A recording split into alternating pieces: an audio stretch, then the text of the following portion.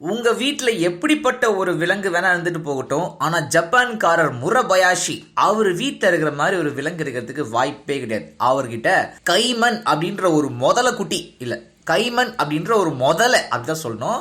அது பெட் அனிமலா வச்சிருக்காருங்க. 6 அடி 64 கிலோ இருக்குது அந்த முதலை. வீட்டுக்குள்ள சர்வ சாதாரணமா சுத்திட்டு இருக்குமாமா. இவரு சாப்பாடுலாம் கொடுத்து முடிச்சதுக்கு அப்புறம் அவரு கையாலேயே பிரஷ் பண்ணி விடுவாராமா மிஸ்டர் முரபயாஷி. வெளில போகும்போது மாத்திரம் கயிறு கட்டி கூட்டிட்டு போவேன்.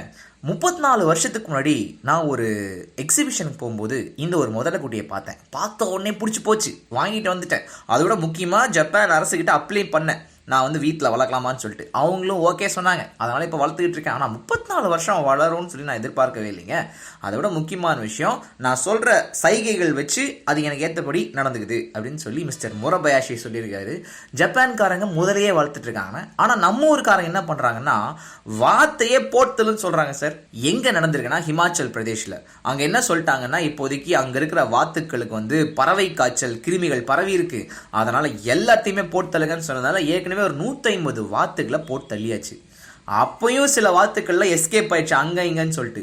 ஸோ தப்பி ஓடிய வாத்துக்களை பிடிச்சி போட்டு தள்ளுறதுக்கு இப்போதைக்கு அரசு உத்தரவு போட்டிருக்காமா. பார்த்துங்க சார், தப்பி ஓடிய நக்சலைட்டுகள் சொன்னா வேற மாதிரி இருக்கு. தப்பி ஓடிய வாத்துக்களையும் கடைசியில் அரசே கொல்ல சொல்லிக்கிறாங்க. அது போக டெல்லியிலையும் சில பறவைகள் மர்மமான முறையில் இறந்து போயிடுச்சுங்க. அதை செக் பண்ணி பார்க்கும்போதும் பறவை காய்ச்சல் கிருமிகள் இருக்கிறதுக்கான வாய்ப்புகள் இருக்குன்னு தெரிஞ்சிருக்குதுன்னு சொல்லி ஒரு பிட்டை போட்டிருக்காங்க.